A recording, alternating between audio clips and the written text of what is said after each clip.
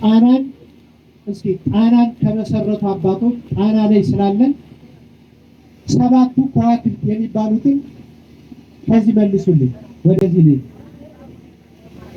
ጣናን ከመሰረቱ ሰባቱ አባቶች መካከል ደብረ ማርያምን አቡነ ታዲዮስ የተክለ ሃይማኖት ልጅ ናቸው። የተክለ ሃይማኖት መንፈሳዊ ልጅ ያመነኮሷቸው የአጎት ልጅ ናቸው። በእድሜ ግን አቡነ ታዲዮስ ይበልጣሉ። ይገርማችሁ እና ብዙ ታሪክ ነው ስለ ደብረ ማርያም ያለው። ወደዛ ገባ እንደው ሃይላይት ልንገር። ሁለተኛው ማነው? የክብራንን የመሰረቱ ማናቸው? ዘዮሐንስ ብሏል እኮ አቡነ ዘዮሐንስ አቡነ ዮሐንስ የሚባሉ ሌላ ሁለት ስላሉ አቡነ ዘዮሐንስ ክብራን ገብርኤልን የመሰረቱት። ሶስተኛ አቡነ ሂሩት አምላክ ብለውናል። ለዛ ኋላ ያሉት ማንን የመሰረቱ ናቸው? ዳጋ እስጢፋኖስን። የሚገርማችሁ ታሪክ እስካሁን የአቡነ ሂሩት አምላክ ገድሉ በጣሊያን ጊዜ ተሰርቆ እስካሁን ሙሉን ታሪክ ማግኘት አልተቻለም። ቁርጥራጭ ነው ያለው። የሌሎች ግን እኔ አሁን የአቡነ ታዲዮስን አንብቤዋለሁ ደጋግሜ፣ ብራናውን ማለት ነው። የክብራኑን የአቡነ ዘዮሐንስን ደጋግመን የብራናውን እስካን እያደረኩ ብዙ ጊዜ ታሪክ ለብዙ ነገር ስለሚጠቅም ማለት ነው። ሶስተኛው አቡነ ሂሩት አምላክ የማን ናቸው? የዳጋ እስጢፋኖስ። እሺ ሌላ አባ በትረ ማንን የመሰረቱ? ገዳመ ዘጌን የመሰረቱ ሙሉውን ማለት ነው እሳቸው ናቸው። ሌላ አራት ጠራን፣ ሶስት ይቀረናል። ተናገሩ። አቡነ ያሳይ ዘምን መንዳባ ማን እንዳባ የተባሉት በምን የሄዱ ስለነበረ ነው። በሚዘቀው በምን ግራቪቲ ኃይል አላሸነፋቸውም። 9 ነጥብ ስንት ነበር የሚባል ሰበተ ምን የሚባለው አልታዘዘላቸውም። ሃይማኖት ያለው ሰው ምን ያስፈራው? ምንም ነገር በድንጋይ ላይ በሚሰጥመው ላይ። ስለዚህ በዛ ስለሚጓዙ አስፋልት እንደ አስፋልት እና አቡነ ሂሩት ወልድ የሚባሉ አሉ። ሌሎች እንደ አስፋልት ጣናን እየተከተኩ ይላላኩ የነበሩ ከቅድስናቸው የተነሳ እና አቡነ ያሳይ መንዳባ መድኃኔዓለምን የመሰረቱ ናቸው። ሌላ እስኪ አምጡ ከእናንተ ቢመጣ ደስ ይለኛል። እንድታነቡ እኮ ነው። ያሳይ ዘመንዳባ ብለን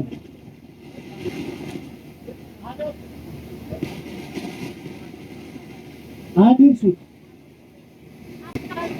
ያፍቅረነ እግዚእ ዘጉጉቤ ገብርኤል ያፍቅረነ እግዚእ የሚባሉት ጉጉቤ ገብርኤል ጣና ቂርቆስ ሆናችሁ ፊት ለፊት ይታያል እና ጣናንም አብረው እንደገና እንትን ያሉ ሪሞናስተር ያደረጉ ማለት ነው። ማን ያልናቸው? ያፍቅረነ እግዚእ ዘጉጉቤ ገብርኤል። ሰባተኛው ደግሞ አቡነ ዘካርያስ ማን አልኳችሁ? አቡነ ዘካርያስ የመሰረቱት ማንን ነው? ከእናንተ ይምጣ። ዘደብረ ገሊላ የሚባል ገዳም አለ። ደቡብ ማነው? ሰሜን ጎንደር ነው። ያ ደቡብ አይደለም፣ ሰሜን ጎንደር ገሊላ የሚባለው ገዳም። እሱ ብቻ አይደለም፣ በዚህ ባቸፈር ያለው ቁንዝራ ጊዮርጊስ ታውቁታላችሁ። ቁንዝራ ጊዮርጊስንም የመሰረቱት ማን ናቸው? አቡነ ተጠምቀ መድኃኔዓለም አሁን የነገራችሁ አቡነ ዘካርያስ። እንግዲህ በረከታቸው ከሁላችን ጋር ይደር። እነዚህም ቅዱሳን ይዘናል። ብዙ ድል ነበረን ካልሰነፍ ካወቅንበት ይህን ዘመን እነሱን ይዘን በእነሱ ምልጃ እንሻገራለን። የእነሱ ጸሎት የእነሱ በረከት ብዙ ነው። ክብራን ያለው በረከት ደብረ ማርያም ካወቅንበት ሊገርማችሁ ደብረ ማርያም ውዳሴ ማርያም ትርጓሜ ላይ ቅዳሴ ማርያም ትርጓሜ ላይ ያለች ትርጓሜ ያለች ብንሳ ማለት ሴትና ወንድ ያልተለየባት ገዳም ማለት ናት ይልና እንደ ዘጌ እንደ ቆራጣ እንደ ቀንጣፋሜ የምትባል በሌላ ስሟ ማናት? ደብረ ማርያም እግዚአብሔር ሶስት አካል አለው። ከሶስቱ አካል አንዱ አካል ምን ሆነ? ወደ ምድር መጣ። ምን ሊያደርግ? ሊያድነን እና ያ ማይታየው፣ ማይጨበጠው፣ ማይዳሰሰው፣ ማይደቅመው እዚህ ነው ማይባለው አምላክ መኒ ወረድኩ ውስተ ቀላይ እየኔ ሀሎከ ወደ ጥልቅ በወርድ አለ ማን አለ? ወመኒ አረኩ ውስተ ሰማይ እየኔ ሀሎከ ወደ ሰማይ በወጣም ማን አለ? የእግዚአብሔር ኃይሉ የሌለበት የለም። እግዚአብሔር ምሉ ነው። ለዚህ ነው ኦምኒ ፕሬዘንስ ነው። በባህሪው ምሉ ነው። ያምላክ ሙሉ የሆነው ተወሰነ። ለዚህ ነው ቤተልሔም ተወለደ እንላለን። ዮርዳኖስ ምን አለ? ተጠመቀ። ጎልጎታ ቀራንዮ ተሰቀለ። ጎልጎታ ምን አለ? ተቀበረ። ሞትን ድል አድርጎ ተነሳ። ማን? ያ ስጋ የለበሰው አምላክ እንጂ እግዚአብሔርማ ሙሉ ነው። የሌለበት ቦታ የለም፣ ያልነበረበት ጊዜም የለም። ሊቁ ቅዱስ ዮሐንስ እንዲህ ይላል፣ አልቦ አመ ሀሎ ወአልቦ አመ ተሐጣ። ያልነበረበት ጊዜ የለም፣ ምሉ ነው፣ ጊዜም የለውም። ከእግዚአብሔር በፊት እስካሁን ነገር ጠይቃችሁ ጊዜ መቼ ነው የተፈጠረ? ጊዜ የሚባል ጊዜ መቼ ነው የተፈጠረ?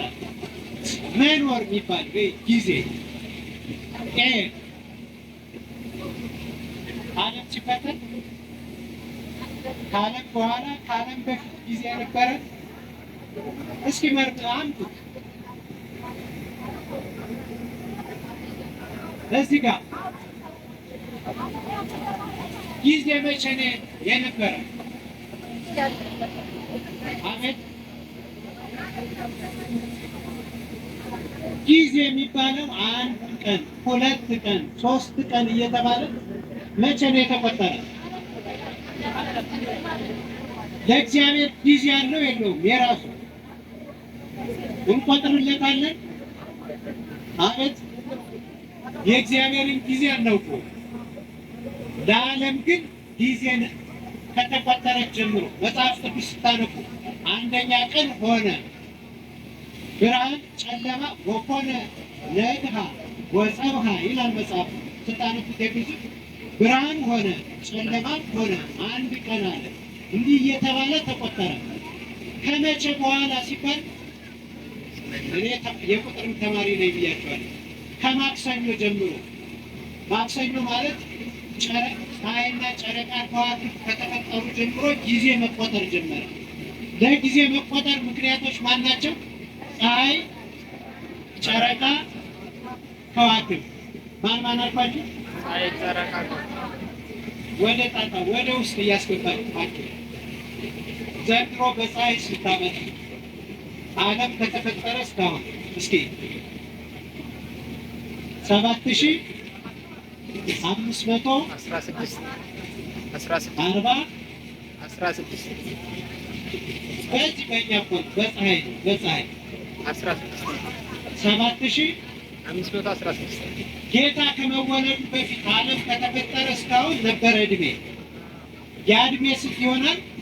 5500 ክርስቶስ ስጋ ከለበሰ አምላክ ወደዚያ ያለው እድሜ ደግሞ 2016 ስንት ይሆናል?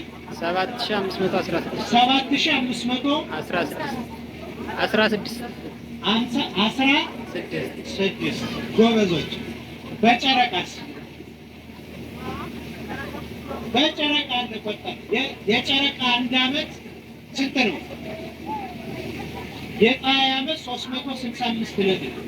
300 ኧረ በደንብ ልጠይቃችሁ። እዚህ ዓመታችንን እውነት ነው ነግራችሁ ዓመታችንን ሙሉውን የነገረኝ የያዝኩትን መጽሐፍ ተሰጥቷል።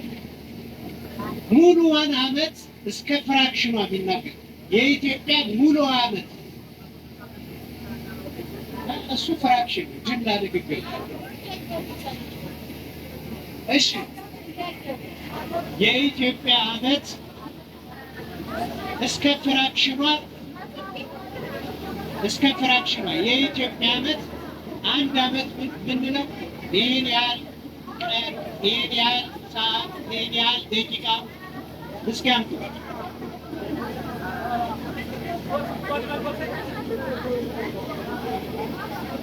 እሺ 300 ስፔሲፊካሊ ነው የምላቸው። አንድ ዓመት የምንለው በኢትዮጵያ ስንት ጊዜ ነው? 12 ወር እንላለን። ምሳሌ እንደው እስከ ፍራክሽኗ ስንት ነው? እስከ ፍራክሽኗ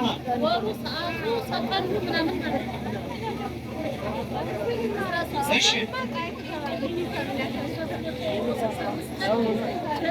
365 ቀን ከምናምን እንድትበይ ነው የምፈልገው እዚህ ላይ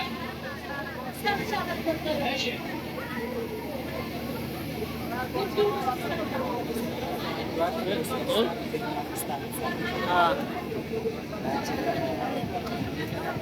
Agumi.